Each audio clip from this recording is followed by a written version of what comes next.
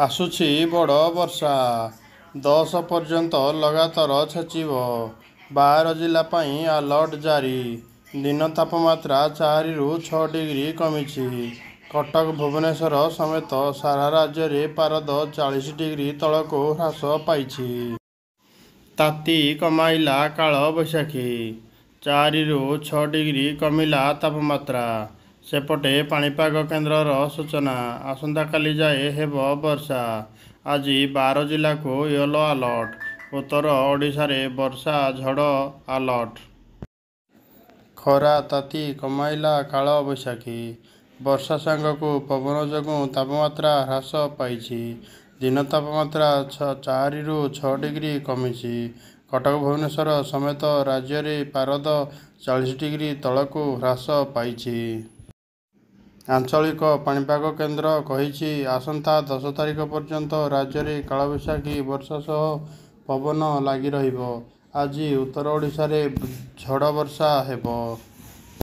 ଉତ୍ତର ଓଡ଼ିଶା ସମେତ ଆଭ୍ୟନ୍ତରୀଣ ଏବଂ ଉପକୂଳ ଓଡ଼ିଶାରେ କେତେକ ସ୍ଥାନରେ ବର୍ଷା ନେଇ ଆକଳନ କରିଛି ପାଣିପାଗ ବିଭାଗ। ସେପଟେ ଉତ୍ତରାଖଣ୍ଡ ଉପରେ ଦାଉ ସାଧୁଛି ପ୍ରକୃତି। ଗତ କିଛିଦିନ ହେବ ପ୍ରବଳ ତାତି ଓ ଗରମ ଯୋଗୁଁ ସେଠାକାର ହେକ୍ଟର ହେକ୍ଟର ଜଙ୍ଗଲ ଧୁ ଧୁ ହୋଇ ଜଳୁଛି। କିନ୍ତୁ ଗତକାଲି ଏମିତି ଏକ ଦୃଶ୍ୟ ଦେଖିବାକୁ ମିଳିଛି, ଯାହାକୁ ଦେଖିଲେ ଆପଣ କହିବେ ପ୍ରକୃତି ଆଗରେ କାହାର ବଶ ନାହିଁ। ଉତ୍ତରାଖଣ୍ଡ ବାଗେଶ୍ୱରରେ ଗତକାଲି ପ୍ରବଳ ବର୍ଷା ହେବା ପରେ ଚାରିଆଡ଼େ ଜଳମୟ।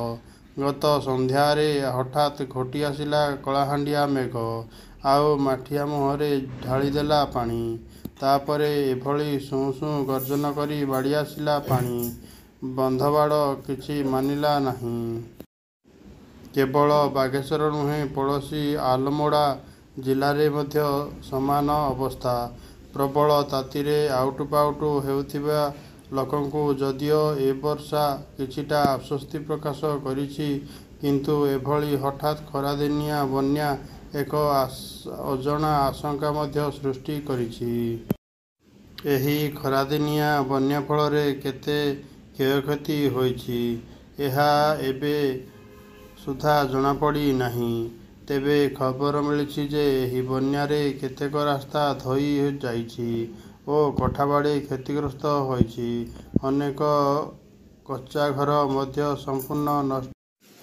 ଅପଡେଟ୍ କେମିତି ଲାଗିଲା ଆପଣଙ୍କ ମତାମତ କମେଣ୍ଟରେ ନିଶ୍ଚିତ ଲେଖନ୍ତୁ ଏବଂ ଚ୍ୟାନେଲକୁ ଗୋଟେ ସବସ୍କ୍ରାଇବ୍ କରନ୍ତୁ।